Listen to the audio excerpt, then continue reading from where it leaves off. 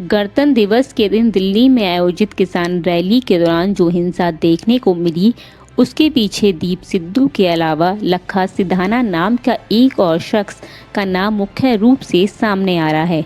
चलिए जानते हैं कौन है लखा सिधाना। सिधाना पंजाब के भटिंडा के रामपुरा पुल से ताल्लुक़ रखते हैं। पहले गैंगस्टर थे और बाद में नेता बने। अब वह मालवीय यूथ फाउंडेशन के प्रेसिडेंट हो गए हैं। इनका पूरा नाम लखबीर सिंह है। गुंडागर्दी के कारोबार में आने से पहले सिधाना खिलाड़ी थे। वह कबड्डी खेलते थे। पढ़ाई लिखाई करने में भी ठीक ठाक थे। आगे चलकर उन्होंने MBA की डबल डिग्री भी ली। खबरों की माने तो सिधाना को अपराध के क्षेत्र में नेता लेकर आए, लेकिन उन्होंने कभी उन नेताओं का नाम खुलकर नहीं बताया। एक न्यूज़ चैनल से बातचीत में लखा खुद दावा करते हैं कि साल 2004 से साल 2017 तक वह हर जेल गए, कभी 4 महीने तो कभी 6 महीने के लिए। साल 2017 में तो फरीदकोट जेल में मोबाइल यूज़ करने के मामले में ही लखा पर मुकदमा हो गया था। अपने आपराधिक जीवन के बारे में बात करते हुए लखा कहते हैं कि पंजाब के लगभग 90% युवा किसी न किसी रूप से जुर्म की दुनिया से जुड़े रहते हैं। लखा जब अपराध की दुनिया में गए तो घर वालों को पता नहीं था। एक इंटरव्यू में लखा ने बताया कि बहुत समय तक घर वाले नहीं जानते थे कि वह क्या काम करते हैं। पूछने पर बता देते थे कि किसी दोस्त के घर पर थे। कहते हैं कि मिडिल क्लास परिवार के माँ बाप पढ़े लिखे नहीं होते, ज़्यादा पूछताछ नहीं करते।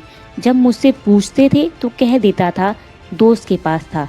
जब मेरे कामों का पता चला, जब बहुत देर हो गई थी, पुलिस आती थी, माँ बाप को उठा ले जाती थी।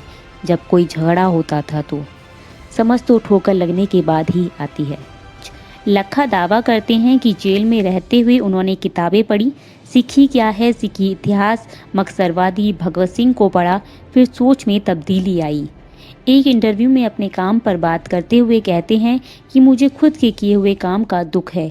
एक बार एक पॉलिटिशियन की वजह से 27 साल के युवा का कत्ल हुआ। उसके माँ बाप, बीवी और 3 बच्चियां हैं। उसकी मौत का भार मुझ पर हमेशा रहेगा। लखा सिधाना ने राजनीति में भी प्रयास किए हैं। प्रकाश सिंह बादल के भतीजे और पंजाब के मौजूदा वित्त मंत्री मनप्रीत सिंह बादल ने एक समय पार्टी बनाई थी, पीपल पार्टी ऑफ पंजाब। 2000 में विधानसभा चुनाव में लखा को इसका टिकट मिल गया। जमानत जब्त हो गई, 10,000 वोट मिले। आगे भी राजनीति के रूप में लखा एक्टिव रहे। आपको बता दें कि 26 जनवरी को दिल्ली में जो कुछ हुआ, उसके बाद लखा फिर से रडार पर हैं। खबरों की माने तो दिल्ली पुलिस पर हुए हमले में लखा और उसके सहयोगी शामिल थे।